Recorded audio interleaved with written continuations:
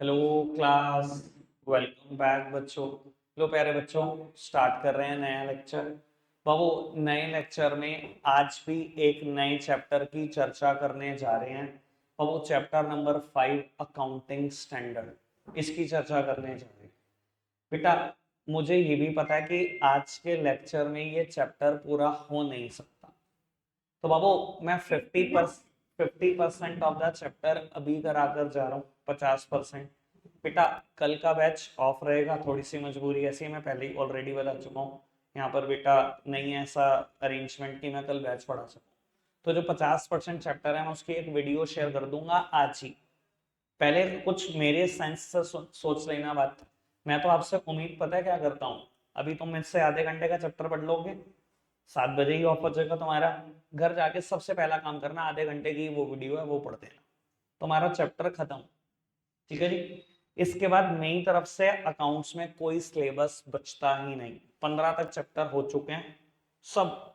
ठीक है जी। सिर्फ रिवीजन में 2 चैप्टर कम हुए हैं, एक बेटा सब्सिडरी बुक और एक जीएसटी। वो भी हो जाएंगे बेटा, मंडे से शुरू होगा सब्सिडरी बुक। कल आप आओगे नहीं, संडे को बेटा सिर्फ रेनबो वाले आ रहे हैं।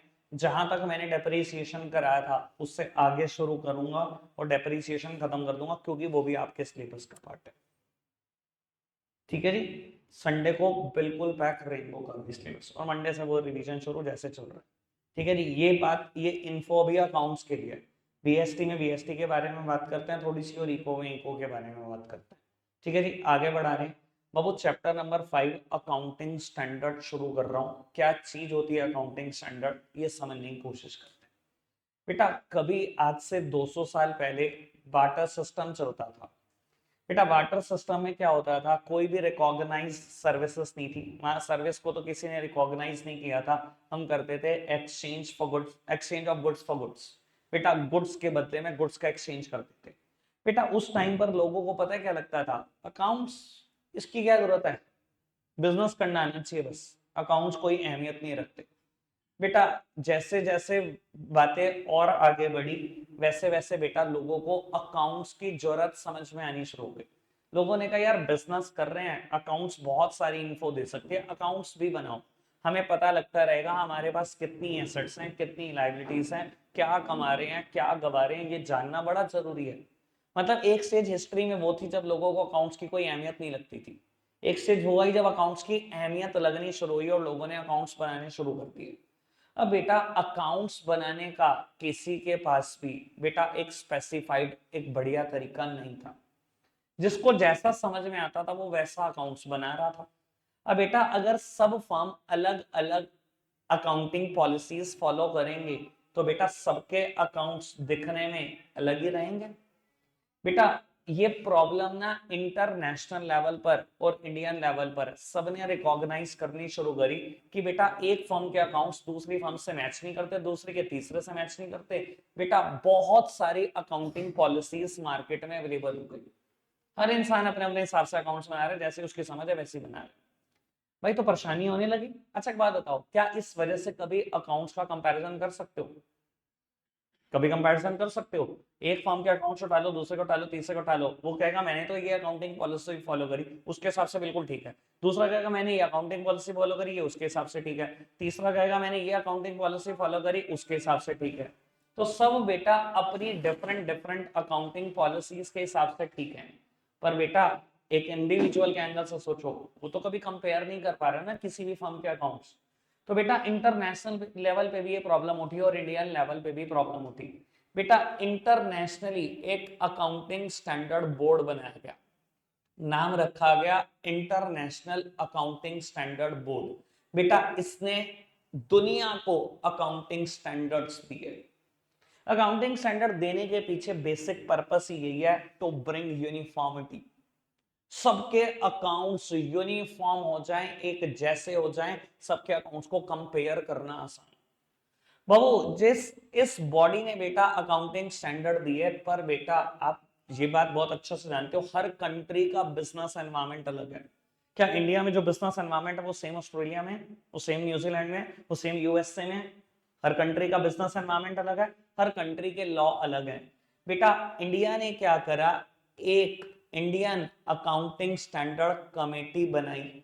साथ ही साथ दो और professional body, institute of chartered accountant of India, institute of cost and works accountant of India, इन तीनों को जिम्मेदारी दी गई कि इन अकाउंटिंग स्टैंडर्ड्स को इंडियन एनवायरमेंट के अकॉर्डिंग मॉडिफाई करो। भाई इंटरनेशनल अकाउंटिंग स्टैंडर्ड बोर्ड ने इंटरनेशनली अकाउंटिंग स्टैंडर्ड दी थी कि ऐसे फॉलो करने चाहिए। पर बेटा इंडिया का बिजनेस एनवायरमेंट बाकी देशों से थोड़ा तो अलग है, दूसरे देश का बाकी देशों से अलग तो है, तीसरे देश का बाकी देशों से अलग तो है। इंडिया के लॉ अलग है, वहां पर कानून अलग फॉलो होते हैं। तो बेटा इन तीन बॉडी को जिम्मेदारी दी गई कि इन अकाउंटिंग स्टैंडर्ड को इंडियन बिजनेस एनवायरमेंट के अकॉर्डिंग मॉडिफाई कर दो। जो इंडियन अकाउंटिंग स्टैंडर्ड बना दो बस इसको, ये इंटरनेशनल अकाउंटिंग स्टैंडर्ड है, इनको इंडियन अकाउंटिंग स्टैंडर्ड बना दो ताकि इंडिया की हर फर्म फॉलो कर पाए। बेटा इन तीन बॉडी में से दो बॉडी तो ऐसी हैं बेटा जो प्रोफेशनल कोर्सेज भी चलाती हैं। बाबू ICAI institute of chartered accountant of India CA कराता है। बाबू इसका आज की तारीख में नया नाम है institute of cost and management accountant of India बोलते हैं इसको, आईसीएमएआई। पुराना नाम था इसका ICWAI, institute of cost and work accountant of India. ये भी एक प्रोफेशनल कोर्स कराता है आज की तारीख में CMA, cost and management accountant. तीन ही रेप्यूटेड प्रोफेशनल कोर्सेज हैं बेटा, सीए, सीएस, सीएमए। ठीक है ना, दो बॉडी तो वही है बेटा। आज की तारीख में इसको आईसीएमएआई बोला जाता है, पुराना नाम था इसका आईसीडब्ल्यूएआई। लिखना लेकिन ऐसे ही है, पुराना ही नाम लिखना है। समझ में आ रही है बात? अभी तक मैंने जितनी बात बोली क्लियर है? बेटा ये अकाउंटिंग स्टैंडर्ड क्या बताते हैं, इनके एडवांटेज क्या है, इनका करेक्टरिस्टिक क्या है, इनके ऑब्जेक्टिव क्या है, डिसएडवांटेज क्या है, सब मेरे कोर्स में। आज कितना करा पाते हैं पहले वो देख लेते हैं। फिलहाल इतना बताओ, बेसिक समझ में? हिस्ट्री क्या थी? Barter system. यहाँ लोगों को अकाउंट्स की कोई इंपॉर्टेंस नहीं पता थी, उन्हें जानने में भी इंटरेस्ट नहीं था। ठीक है जी, उन्हें लगता था वह धंधा करना आना चाहिए, अकाउंट्स की क्या जरूरत। एक टाइम आगे बढ़ा, लोगों ने कहा नहीं यार अकाउंट्स की जरूरत है, हमें पता लगना चाहिए हम क्या कमा रहे हैं, हमें पता लगना चाहिए अगर हम कुछ नुकसान कर रहे हैं तो क्या गवा रहे हैं, हमें पता लगना चाहिए हमारी प्रॉपर्टीज कितनी, हमें पता लगना चाहिए हमारी लाइबिलिटीज कितनी, सब पता लगना चाहिए। बाबू लोगों को अकाउंट्स की जरूरत तो समझ में आ गई, पर बेटा सबके अकाउंट्स एक जैसे दिखते नहीं थे, क्योंकि डिफरेंट अकाउंटिंग पॉलिसीज अवेलेबल थी मार्केट में, सब अब अपने अपने हिसाब से चला रहे हैं अकाउंटिंग पॉलिसीज को। ठीक है जी, फिर बेटा इंटरनेशनल अकाउंटिंग स्टैंडर्ड बोर्ड बना, इसने कहा सबके अकाउंट्स एक जैसे हो जाए, हम इसका प्रयास कर रहे हैं। इन्होंने बेटा मार्केट को अकाउंटिंग स्टैंडर्ड्स दिए। बाबू इंडिया ने क्या करा, इन अकाउंटिंग स्टैंडर्ड को अपनी सिचुएशन के हिसाब से, अपने लॉ के हिसाब से, Indian law of the land के हिसाब से मॉडिफाई करा ताकि ये इंडियन बिजनेस एनवायरनमेंट को सूट कर सके। इतनी बात, कोई दिक्कत कोई परेशानी तो नहीं? लिखना शुरू करो, अकाउंटिंग स्टैंडर्ड क्या है समझाना शुरू करो, मेरे साथ साथ सब लिखना शुरू करो बेटा। हेडिंग लिख लेना चैप्टर नंबर 5 अकाउंटिंग स्टैंडर्ड।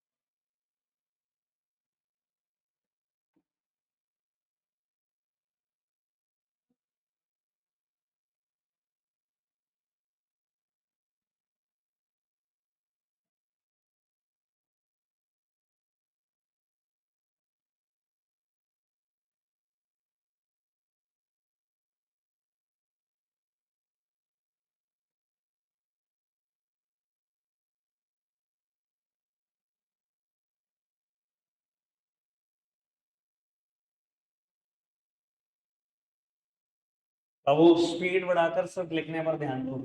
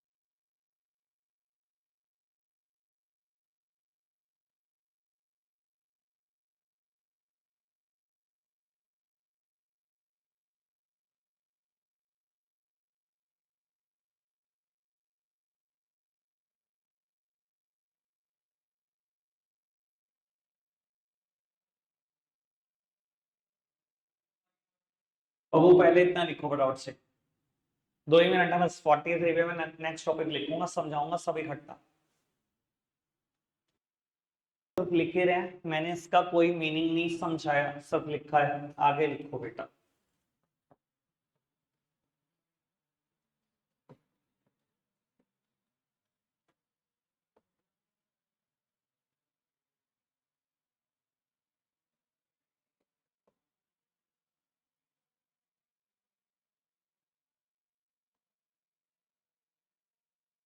बस बस लिखो फटाफट से, अब उस समय नहीं है, चुप कराने का भी समय नहीं है आज, लिखने वाला काम पूरा रखो तुम।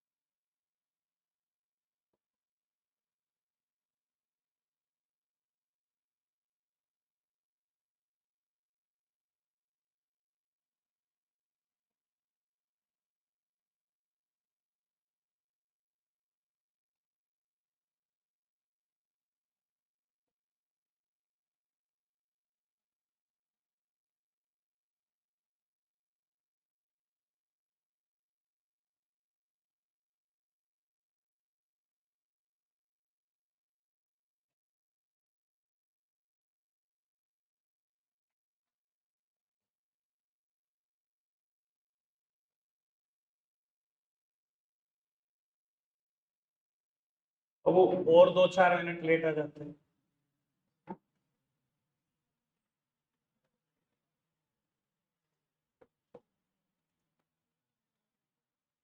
लिखते चलो बेटा।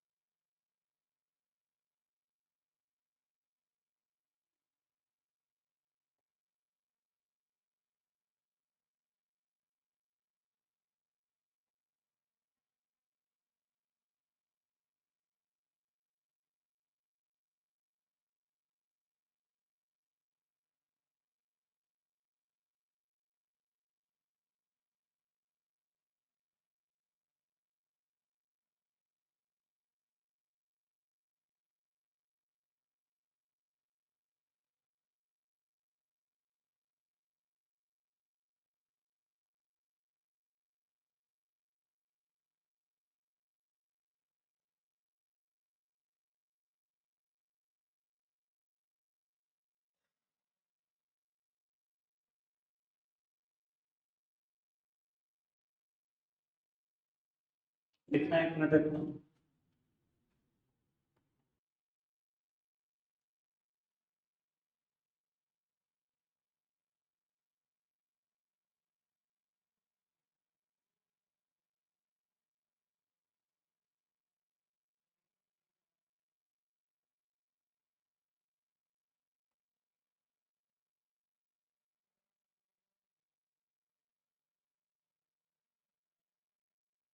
बस फटाफट से लिखो। लिखने वाला काम ना बाद में करना, किसी कॉपी से कर लेना बाद में, जरा कॉपी सा 12 मिनट दे दो, आराम से इसको समझा दूं, ताकि बेटा 6 बजे बीएसटी का बैच भी शुरू कर दो। बेटा अब मुद्दा ये उठता है, अकाउंटिंग स्टैंडर्ड थे क्या? बाबू कुछ लोग इनको बोलते हैं अकाउंटिंग गाइडलाइंस, कुछ लोग बोलते हैं, सब मेरी तरफ देखेंगे, अब बिल्कुल इंटरप्शन नहीं चाहिए। कुछ लोग बोलते हैं अकाउंटिंग गाइडलाइंस, कोई बोलता है अकाउंटिंग प्रिंसिपल, कोई अकाउंटिंग पॉलिसीज बोलता है, कोई अकाउंटिंग प्रोसीजर बोलता है, कोई अकाउंटिंग मेथड बोलता है। कुछ बोल लो बेटा इनमें से, ये सब वर्ड एक जैसे, कुछ बोलो। अकाउंटिंग गाइडलाइन बोलने का मन है वो बोल लो, अकाउंटिंग प्रोसीजर बोलने का मन है वो बोल लो, अकाउंटिंग रूल्स बोलने का मन है वो बोल लो, अकाउंटिंग पॉलिसीज बोलने का मन है वो बोल लो, अकाउंटिंग मेथड बोलने का मन है वो बोल लो। बेटा कहता है अकाउंटिंग स्टैंडर्ड क्या है, मैंने दो डेफिनेशन लिखी, इधर ऑफ द वन लिख सकते हो आप, ये लिखने का मन करे लिख लो, ये लिखने का मन करे लिखो, दोनों लिखो तो बहुत अच्छा इंप्रेशन। बेटा कहता है क्या है अकाउंटिंग स्टैंडर्ड, कहता है सेट ऑफ अकाउंटिंग गाइडलाइंस, मैंने अभी यही बताया बेटा अकाउंटिंग स्टैंडर्ड कुछ और नहीं गाइडलाइंस है, और गाइडलाइंस को ये क्या बोलते हैं प्यार से, गैप बोलते हैं, गैप मतलब जनरली एक्सेप्टेड अकाउंटिंग प्रिंसिपल्स। तो बेटा पूरी दुनिया में अकाउंटिंग प्रिंसिपल एक्सेप्ट किए जाते हैं वो हैं ये, क्या बताते हैं ये बताते हैं कि बेटा कैसे आपको फाइनेंशियल स्टेटमेंट को प्रिपेयर और प्रेजेंट करना है। बेटा ऑल्दो फाइनेंशियल स्टेटमेंट में मैंने अभी तक आपको बताया हुआ है तीन चीजें आती हैं, दो बनते हैं अकाउंट, नाम कभी ना कभी लिया है, एक ट्रेडिंग अकाउंट, एक प्रॉफिट एंड लॉस अकाउंट, और तीसरी चीज बोली हुई है बैलेंस शीट बनती है। अभी आप चाहे सारी बातों को इग्नोर कर दो, बेटा बैलेंस शीट सबने सुना व समझा हुआ है मुझसे। बेटा बैलेंस शीट में हम एक साइड एसेट्स दिखाते हैं, एक साइड लाइबिलिटीज दिखाते हैं, कैसे कैसे कितनी कितनी सारी एसेट्स प्रेजेंट करते हैं, कैसे कैसे कितनी सारी लाइबिलिटी प्रेजेंट करते हैं। आपको क्या लगता है किसने बताया हमें? बेटा इसी अकाउंटिंग गाइडलाइन ने, अकाउंटिंग स्टैंडर्ड नहीं बताया, how to prepare and present the financial statement, कैसे प्रिपेयर करोगे कैसे प्रेजेंट करोगे फाइनेंशियल स्टेटमेंट को, ये बताना काम था अकाउंटिंग स्टैंडर्ड का। समझ में आई बात? सबसे सिंपल बात, अकाउंटिंग स्टैंडर्ड क्या है, अकाउंटिंग प्रिंसिपल्स हैं जो हमें ये बताते हैं how to prepare and present the financial statement, इससे सिंपल कोई डेफिनेशन ही नहीं बनी। समझ में आई बात? बाकी कॉम्प्लिकेट करना है तो यहां पर आ जाओ। बाबू कहता है क्या है अकाउंटिंग स्टैंडर्ड, कहता है अकाउंटिंग रूल्स हैं, अकाउंटिंग प्रोसीजर हैं जो रिलेट करते हैं चार बातों से, measurement, recognition, preparation and disclosure of any accounting transaction in the financial statement. थोड़ा सा विचार तो इस पे भी व्यक्त कर देता हूं। बेटा अकाउंटिंग रूल्स हैं जो हमें बताते हैं कैसे मेजर करें हम किसी भी अकाउंटिंग ट्रांजैक्शन को। याद कराता हूं बात, याद है बेटा मैं जर्नल एंट्री में एक बात बोला करता था, जब तक एसेट्स पुट टू यूज ना हो जाएं तब तक के सारे खर्चे एसेट्स ही, ये बात याद आई आपको? जब तक एसेट्स पुट टू यूज नहीं हो जाती तब तक के सारे खर्चे एसेट्स ही हैं। मैंने एक एसेट्स खरीदी जर्मनी से 8 लाख की, रास्ते का किराया भाड़ा दिया 2 लाख रुपए का, इंपोर्ट ड्यूटी दी 1 लाख रुपए की, वहां से इंजीनियर आया 1 लाख रुपए और ले गया इंस्टॉल करने के लिए, इरेक्शन चार्जेस दिए 1 लाख रुपए। आपको क्या सच में लगता है 8 लाख की एसेट पड़ी? कितने लाख के बड़ी? 13 लाख। सारे खर्चे जोड़ दो जब तक एसेट्स पुट टू यूज नहीं हुई। बेटा ये किसने सिखाया मुझे कि एसेट्स को कैसे मेजर करेंगे? अकाउंटिंग स्टैंडर्ड ने। कहता है ये अकाउंटिंग रूल्स हैं जो इन चार बातों से रिलेट करते हैं, यही मेजर, यही बताते हैं कैसे मेजर करोगे किसी भी अकाउंटिंग ट्रांजैक्शन को, मेजरमेंट का तरीका इन्होंने दिया है। यही बताते हैं बेटा कैसे रिकॉग्नाइज करोगे किसी चीज को। आपको याद है आपने मुझसे बेटा एक अकाउंटिंग प्रिंसिपल पढ़ा, रेवेन्यू रिकॉग्निशन कंसेप्ट, कि रेवेन्यू को कब रिकॉग्नाइज करना है, कब रेवेन्यू रिकॉर्ड करना है बुक्स में। अब याद ही नहीं आता तुम्हें, मैंने अकाउंटिंग प्रिंसिपल खुद पढ़ाया आपको, रेवेन्यू रिकॉग्निशन कंसेप्ट। मैं अगर याद कराने की कोशिश करूं, 20 मार्च को आपको ऑर्डर आया, 25 मार्च को बेटा डिलीवरी चली गई, और बेटा 10 अप्रैल को बेटा पैसे आ गए। कब कर रहे थे रिकॉर्ड रेवेन्यू? यहां रिकॉर्ड कर रहे थे ना जब डिलीवरी चली गई। Risk and ownership is transferred here. Sir revenue कब रिकॉर्ड करना है, एसेट्स को कितना मेजर करना है, ये बेटा किसी और ने नहीं दिया। कैसे प्रेजेंट करना है किसी भी ट्रांजैक्शन को फाइनेंशियल स्टेटमेंट है, किसी और ने नहीं बताया, अकाउंटिंग स्टैंडर्ड नहीं पता। कोई दिक्कत कोई परेशानी तो नहीं? इतनी बात ओके। इधर देखना क्या है अकाउंटिंग स्टैंडर्ड, बेसिक बात, अकाउंटिंग प्रिंसिपल्स हैं जो हमें क्या बताते हैं, how to prepare and present the financial statement. इतना लिख दोगे मेरे लिए बहुत है। ठीक है जी, क्या बताते हैं कैसे फाइनेंशियल स्टेटमेंट को प्रिपेयर और प्रेजेंट करना है, और मैंने बताने की कोशिश करी। वैसे फाइनेंशियल स्टेटमेंट बहुत बढ़िया है, पर अभी बैलेंस शीट के बारे में जानते हो तो ये समझ लो बैलेंस शीट बनाने का तरीका देने वाला भी यही अकाउंटिंग स्टैंडर्ड है। क्यों नहीं लिख सकते पहले एसेट साइड, जब एसेट्स और लायबिलिटी बराबर है, बाद में लिख लेना लायबिलिटी साइड। भाई मैं नहीं बता सकता ना, मेरे ऊपर एक अकाउंटिंग प्रिंसिपल है उसने बताया हुआ है ये ऐसे ही लिखनी है, ऐसे ही प्रेजेंट करनी है फाइनेंशियल स्टेटमेंट। ठीक है ना जी? बाबू लॉ से ऊपर है क्या? लॉ ने बताया, लॉ से ऊपर है। कोई भी लॉ से ऊपर भी। ठीक है जी, आगे बढ़ाएं बात को। चलो जी सामने देखना फटाफट से बेटा। नेचर, फीचर या करेक्टरिस्टिक तीनों एक ही जैसे वर्ड होते हैं, बीएसटी में मैंने बहुत बार बात की है। मैंने बेटा इसका एक शॉर्टकट भी बनाने की कोशिश करी कि क्या फीचर है अकाउंटिंग स्टैंडर्ड के। फीचर अच्छे से समझोगे, ऑब्जेक्टिव एडवांटेज और डिसएडवांटेज में मेहनत कम करनी पड़ेगी। बाबू क्या फीचर हैं इसके अकाउंटिंग स्टैंडर्ड के, मैंने शॉर्टकट भी बनाया, वैसे बहुत गंदा बना। ठीक है जी, मैंने तो शॉर्टकट बनाया यूसी ब्राउजर पर एफएम सुन लो। ठीक है जी, मतलब इससे गंदा कुछ हो नहीं सकता, पर मिला ही ऐसा तो क्या करें। ठीक है जी, और मेरे को लगता है जितने गंदे शॉर्टकट बनाओ उतने ज्यादा अच्छे से याद रहते हैं। ठीक है जी, यूसी ब्राउजर पर एफएम सुन लो, ये रहा यूसी ब्राउजर एफ और एम। ठीक है जी, अब मेरा ख्याल याद रह जाना चाहिए। फिलहाल सब सामने देखेंगे मेरी तरफ, मतलब क्लियर करता हूं बेटा। कहता है अकाउंटिंग स्टैंडर्ड का पहला फीचर है कि ये फ्लेक्सिबल है। ऑल्दो बेटा लॉ है, पर बेटा फिर भी फ्लेक्सिबल है। सुनना बाबू, जब अकाउंटिंग स्टैंडर्ड शुरू में आए तो बेटा एएस 1 to 32 आए, 32 अकाउंटिंग स्टैंडर्ड आए जो अलग अलग अकाउंटिंग पॉलिसीज से रिलेट करते थे। ठीक है जी, इसकी एक लिस्ट भी दी होती है पुरानी बुक्स में, नई बुक्स में तो हटा दी गई। AS6 जैसे डेप्रिसिएशन से रिलेट करता है, AS3 कैश फ्लो से रिलेट करता है। डेप्रिसिएशन का नाम आप सबने मुझसे सुना हुआ है। डेप्रिसिएशन की सारी बात अकाउंटिंग स्टैंडर्ड 6 में दी हुई थी। जितनी भी आप बुक्स पढ़ लोगे, अब आप चाहे 11 पढ़ लो, चाहे 12 पढ़ लो, चाहे सीए की पढ़ लो, जितनी बात डेप्रिसिएशन पे लिखी होगी सब अकाउंटिंग स्टैंडर्ड 6 के हिसाब से लिखी होगी, सब की सब। बेटा जब अकाउंटिंग स्टैंडर्ड आए शुरू में 32 आए, लॉ को लगा, लॉ मेकर्स को लगा कि कुछ चीजें इंडियन एनवायरमेंट पे सूट नहीं करती, उन्होंने 3 हटा दिए। कितने रह गए? 29 रह गए बाबू। फिर 3-4 हट गए, अभी 25-26 चल रहे हैं। तो आपको दिखाई दे रहा है बेटा, कई बार बेटा हमारे बिजनेस एनवायरमेंट के अकॉर्डिंग कुछ चीजें ठीक नहीं रह जाती, बाद में हट भी सकती हैं, बढ़ भी सकती हैं। समझाने के लिए एक और एग्जांपल देता हूं बेटा। एक इंडिया में लॉ आया था 1949 में, बैंकिंग रेगुलेशन एक्ट, बैंक्स पे लगता था, बैंकिंग रेगुलेशन एक्ट। तो वो एक ईमानदारी से एक बात बताना, 1949 में इंटरनेट था, नेट बैंकिंग की बात लिखी गई होगी उसमें, फटाफट से बताओ, नेट बैंकिंग की बात लिखी गई होगी उसमें? जब नेट ही नहीं था तो नेट बैंकिंग की बात लिखी गई होगी 1949 में? नहीं लिखी गई होगी। जब 90s के आसपास बेटा इंटरनेट का जमाना आया और बहुत तेजी से इंडिया में इंटरनेट बढ़ने लगा, क्या नेट बैंकिंग की बात वहां पर उस लॉ को चेंज करके लिखी गई होगी क्या नहीं लिखी गई होगी? लिखी गई होगी। तो ये मानते हो बेटा लॉ भी गलती कर सकता है, या बिजनेस एनवायरमेंट जब बदलता है तो बेटा लॉ को बदलने की जरूरत होती है, इसलिए लॉ फ्लेक्सिबल इन नेचर होते हैं। समझ में आई बात? यही बात मैं समझाने की कोशिश कर रहा हूं। अकाउंटिंग स्टैंडर्ड जरूर कानून है, पर बेटा फ्लेक्सिबल इन नेचर। आए 32 थे, जब लगा इंडियन एनवायरमेंट के अकॉर्डिंग 3 ठीक नहीं रह गए, 3 हटा लिए गए, 29 रह गए। बहुत जगह 3 की और जरूरत खत्म हो गई, 3 फिर हटा लिए गए, 25-26 ही रह गए। समझ में आ रही बात कि accounting standard are flexible in nature. पहला फीचर डन बाबू। दूसरा फीचर लिखा हुआ है मैंडेटरी। सर कानून है, कानून से ऊपर कोई नहीं होता। अगर AS6 डेप्रिसिएशन से रिलेट करता है, सारी बातें माननी पड़ेंगी, एज इट इज माननी पड़ेंगी। कानून से ऊपर कोई नहीं है इंडिया में, ना देश का PM, ना बेटा MPs जिन्होंने बैठ के वो कानून बनाया, वो भी ऊपर नहीं है कानून से।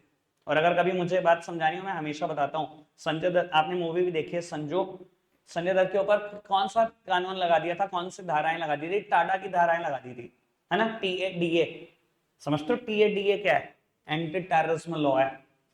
ठीक है जी, और उस लॉ के अंदर ना क्लियर कट लिखा हुआ है, जिसके पोजेशन में AK-47 होगी वो डीम्ड आतंकवादी है। डीम्ड, मान लेंगे आतंकवादी है, कुछ और लिखा ही नहीं हुआ, उस लॉ में लिखा हुआ है। आपको तो आइडिया भी नहीं होगा, 2 स्टेट के CM ने जाके गवाही दी थी कोर्ट में। पता है क्या कहा था जज को? जज साहब इसको छोड़ दो, अगर अगली बार इसके पोजेशन से कुछ मिल जाए मुझे जेल में डाल देना। CM बोल रहा है स्टेट का, महाराष्ट्र का CM शिवराज सिंह चौहान, MP का CM, मुझे जेल में डाल देना अगर इसके पोजेशन से अगली बार मिल जाए, फिलहाल इसको छोड़ दो। पता है जज ने क्या बोला था? मैं लॉ से ऊपर नहीं हूं, लॉ में लिखा हुआ है डीम्ड आतंकवादी है तो आतंकवादी है, आतंकवादी की सजा मुझे देनी पड़ेगी। सर मैं यही बात बताने की कोशिश कर रहा हूं, लॉ से ऊपर नहीं है। Accounting standards are the law of the land, और अगर लॉ ऑफ द लैंड है तो बेटा मैंडेटरी टू फॉलो है। हर किसी फर्म को जो भी अकाउंट्स बना रही है उसको फॉलो करना कंपलसरी है। कोई दिक्कत, कोई परेशानी तो नहीं? दो बातें बिल्कुल अच्छे से क्लियर हो गई बेटा। फर्स्ट और थर्ड बात मैंने अभी समझा दी थी जैसे ही हिस्ट्री बतानी शुरू की थी। दोबारा बता देता हूं बेटा, क्यों लाए थे accounting standard? To bring uniformity. Uniformity word uniform से बना है बेटा। जब हम सब स्कूल की यूनिफॉर्म पहन लेते हैं सब एक जैसे हो जाते हैं, यहीं से वर्ड बना है यूनिफॉर्मिटी। बाबू अगर सारी फर्म अकाउंटिंग स्टैंडर्ड फॉलो करेंगी इन सबके अकाउंट्स एक जैसे दिखाई देंगे? अगर एक जैसे होंगे तो कंपेयर करना आसान होगा कि नहीं होगा? समझ में आ गई बात? यूनिफॉर्मिटी और कंपैरेबिलिटी बिल्कुल एक जैसी बातें। ठीक है जी बाबू, आप खुद समझो। आप एक इन्वेस्टर हो, शेयर मार्केट में इन्वेस्ट करना चाहते हो किसी एक बैंक में अपने पैसे। अगर मैं कहूं सबने अकाउंटिंग पॉलिसी अलग अलग फॉलो करके अकाउंट्स बना रखे हैं, कभी कंपैरेबल है? कंपेयर कर पाओगे? नहीं कर पाओगे। अगर सबने अलग अलग अकाउंटिंग पॉलिसी फॉलो कर रखी है सर, आप कंपेयर नहीं कर पाओगे, आपको समझ नहीं आएगा किस में इन्वेस्ट करूं, कौन ठीक है। लेकिन सबने एक जैसे अकाउंट्स बना रखे हैं और सबकी बैलेंस शीट आपके सामने पड़ी है, आपने देखा इसकी एसेट ज्यादा है, यहाँ इन्वेस्ट कर देता हूं, अब कितना आसान इन्वेस्ट करना। तो सर अकाउंटिंग स्टैंडर्ड का पहला ऑब्जेक्टिव ये था कि यूनिफॉर्मिटी हो जाए, सबके अकाउंट्स एक जैसे दिखने चाहिए, कंपैरिजन इजी होना चाहिए। कोई दिक्कत कोई परेशानी तो नहीं? समझ में आ रही है बात बेटा? सेकंड वन लिखा हुआ है credibility. Credibility simply means trust. बेटा एक फर्म जिसने अकाउंटिंग स्टैंडर्ड फॉलो करे हैं उसके अकाउंट्स पे आप ट्रस्ट कर सकते हो। रादर एक फर्म जिसने अकाउंटिंग स्टैंडर्ड फॉलो नहीं करे कभी ट्रस्ट मत कर लेना। समझाने के लिए बेटा आपको एक बात बताता हूँ। एक फर्म जो अकाउंटिंग स्टैंडर्ड फॉलो नहीं कर रही, जो कोई रूल फॉलो नहीं कर रही, कोई प्रिंसिपल नहीं मान रही, बेटा उस पर आप किस एक्सटेंट तक ट्रस्ट कर सकते हो? वो अपने अकाउंट्स को पता है कैसे प्रेजेंट करेगा? जिससे ज्यादा अच्छे दिख जाए वो वैसे प्रेजेंट करने की कोशिश करेगा। मान लो बेटा आज मेरी फर्म को एक ऑर्डर रिसीव हुआ, ऑर्डर रिसीव करने की हम कोई एंट्री करते हैं? ऑर्डर रिसीव हुआ मेरी फर्म को, मैं एंट्री करता हूं ऑर्डर रिसीव होने की? नहीं, ऑर्डर रिसीव होने की हम कोई एंट्री नहीं करते, एज पर अकाउंटिंग स्टैंडर्ड नहीं करते, हमने कोई एंट्री नहीं करी। एक फर्म बेटा जो अकाउंट्स में अकाउंटिंग स्टैंडर्ड फॉलो नहीं करी, उसने कहा जी मुझे 2 करोड़ का ऑर्डर रिसीव हुआ, ऑर्डर रिसीव होने की तो मैं वही एंट्री मारता हूँ जो सेल की मारता हूँ, मैंने तो एंट्री मार दी सेल की 2 करोड़ रुपए। सर ऐसी ऑर्गेनाइजेशन के अकाउंट्स पे कभी रिलाय कर सकते हो? क्या ट्रस्टवर्दी है? तो भाई अकाउंटिंग स्टैंडर्ड का फीचर क्या है? अकाउंटिंग स्टैंडर्ड का फीचर है जो फर्म अकाउंटिंग स्टैंडर्ड फॉलो कर रही है बेटा उन पे आप रिलाय कर सकते हो। बेटा उनके अकाउंट्स क्रेडिबल हैं, ट्रस्टवर्दी हैं। कोई दिक्कत कोई परेशानी तो नहीं? और ये बात मैं पहले ही बता चुका हूं बेटा, बेसिक में ही बता दी थी मैंने कि अकाउंटिंग स्टैंडर्ड क्यों प्रिपेयर करे गए थे। सर इंटरनेशनल अकाउंटिंग स्टैंडर्ड आए थे, उनको हमने मॉडिफाई करा था ताकि इंडियन बिजनेस एनवायरनमेंट के अकॉर्डिंग, इंडियन लॉ के अकॉर्डिंग चेंज हो जाए। 5 बातें, कोई दिक्कत कोई परेशानी तो नहीं? यूनिफॉर्मिटी समझ में आया, क्रेडिबिलिटी समझ में आया, कैसे बिजनेस एनवायरनमेंट के अकॉर्डिंग उन्हें चेंज किया गया था ये समझ में आया, मैंडेटरी है फ्लेक्सिबल है, ऑल ओके। बाबू यहीं से ही बातें उठी हुई हैं बहुत सारी। लो जी ये दोनों मैंने यहीं से उठाई हैं, इधर देखना, अभी समझाए? ये देखना कंपैरेबिलिटी, फटाफट देखो सामने, कंपैरेबिलिटी, डन डन डन। दोनों बातें समझ में आ गई? First one again, minimize the use of diverse accounting policy. क्या ऑब्जेक्टिव था अकाउंटिंग स्टैंडर्ड को लाने का? कि मार्केट में जितनी सारी अकाउंटिंग पॉलिसी लग रखी है ना, इनको मिनिमाइज कर दो, कम कर दो। भाई अगर कोई अकाउंटिंग स्टैंडर्ड है नहीं, अभी पता ही नहीं अकाउंट्स कैसे बनाने हैं, एक आदमी अपने हिसाब से, दूसरा अपने हिसाब से, तीसरा अपने हिसाब से, मार्केट में 300 अकाउंटिंग पॉलिसी चल रही है, सब अपने अपने हिसाब से चला रहे हैं। सर अकाउंटिंग स्टैंडर्ड आए क्या हुआ? ये सारी अकाउंटिंग पॉलिसी को खत्म करने के लिए आए। जो लॉ बता रहा है अकाउंटिंग पॉलिसी बस वही फॉलो करो। तो वो यही कह रहा है minimize the use of diverse accounting policy. Diverse accounting policy जो मार्केट में चल रही थी उनको खत्म करने के लिए अकाउंटिंग स्टैंडर्ड आए थे। ठीक है जी। And last one, promotion of better understanding of financial statement. बाबू आपको पता है किसी भी फर्म के फाइनेंशियल स्टेटमेंट के यूजर्स बहुत सारे होते हैं, इन्हें बोलते हैं यूजर्स ऑफ फाइनेंशियल स्टेटमेंट। मान लो बेटा आप कोई कंपनी हो, लेट्स सपोज की बात कर लेते हैं एशियन पेंट्स। आपको पता है आपकी फाइनेंशियल स्टेटमेंट को कितने सारे लोग पढ़ते होंगे? इधर देखो प्लीज मेरी तरफ। आपको पता है आपकी फाइनेंशियल स्टेटमेंट को कितने सारे लोग पढ़ते होंगे? सबसे पहले बैंक उठाता होगा जैसे ही आप फाइनेंशियल स्टेटमेंट डालते होंगे ऑनलाइन। क्यों? बैंक को क्यों पढ़नी है? भाई लोन दे रखा है उसने, वो तो देखेगा आप क्या कमा रहे हो, मेरा लोन दे भी दोगे कि नहीं दे दोगे? बताओ पढ़ते होगा कि नहीं पढ़ता होगा? पढ़ना पड़ता होगा। बाबू गवर्नमेंट पढ़ती होगी कि नहीं पढ़ती होगी? टैक्स लेना आपसे, क्यों नहीं बढ़ेगी गवर्नमेंट ऑफ इंडिया? 31% टैक्स देते हो आप हर साल सरकार को, 31%। आपने 2-3 करोड़ का भी घपला करा तो 31% बहुत बड़ी रकम बैठ जाएगी बेटा। और वो पढ़ना पड़ता होगा सरकार को, शेयर होल्डर पढ़ते होंगे कि नहीं पढ़ते होंगे? पढ़ते होंगे, उन्हें लगता होगा यार डिविडेंड मिलेगा कि नहीं मिलेगा, कमाई देख लूं इस बार कितना कमाया। क्रेडिटर पढ़ते होंगे कि नहीं पढ़ते होंगे? उन्होंने कहा यार मैंने इतना सारा उधार पे सामान दिया हुआ है, पता नहीं कुछ कमा रहा है कि नहीं, मेरा वापसी आएगा कि नहीं। समझ में आ रही है बात? तो अब वो किसी भी फर्म के बहुत सारे यूजर्स होते हैं फाइनेंशियल स्टेटमेंट के बेटा। अब फाइनेंशियल स्टेटमेंट ईमानदारी से बताओ, कोई अपनी ठीक दिखाना चाहता है? अच्छा, हम हर बात बताना चाहते हैं फाइनेंशियल स्टेटमेंट में, हम कभी बताना चाहेंगे कि हमारी लाइबिलिटीज कितनी है? फटाफट से बताओ, कोई भी एक फर्म बताना चाहेगी मेरी लाइबिलिटी कितनी है? बताना चाहेगी? करेक्ट प्रॉफिट बताना चाहेंगे? मुझे 500 करोड़ का लॉस चल रहा हूं, मैं क्या चाहूंगा 5500 करोड़ का प्रॉफिट दिखा दूं, ताकि लोगों को बड़ा अट्रैक्टिव लगे मेरी फर्म, है ना? बेटा अकाउंटिंग स्टैंडर्ड का एक ऑब्जेक्टिव ये था कि आप कम से कम बेसिक इतनी इंफॉर्मेशन दे हर फर्म कि बेटा एक यूजर बेटर अंडरस्टैंडिंग ले पाए आपकी फाइनेंशियल इन्फो के बारे में। और वो बेसिक बातें 4 हैं। आप अपनी लाइबिलिटीज जरूर बताएंगे, अच्छे से बताएंगे। आप अपनी एसेट जरूर बताएंगे, अच्छे से बताएंगे। प्रॉफिट्स हुए हैं तो वो बताएंगे, अच्छे से बताएंगे। लॉस हुए हैं तो वो बताएंगे, अच्छे से बताएंगे। बेटा ये 4 बेसिक बातें हर फर्म को प्रेजेंट करनी होती है, ताकि उसके यूजर को एक बेटर अंडरस्टैंडिंग लग सके कि जिस फर्म में मैंने इन्वेस्ट किया है, या जिस फर्म को मैंने उधार दिया है, या जिस फर्म को मैंने लोन दिया है, वो कुछ कमा रही है नहीं कमा रही, उसकी कुछ एसेट्स कितनी है, उसकी कुछ लाइबिलिटीज हैं तो कितनी है। बेटर अंडरस्टैंडिंग हो पाई यूजर को, इस वजह से अकाउंटिंग स्टैंडर्ड को लाया। ठीक है जी, टाइम कॉन्स्ट्रेंट की वजह से रख मैं आज के लिए इतना ही रहा हूं। Bye bye. 6 मिनट ऊपर ही है।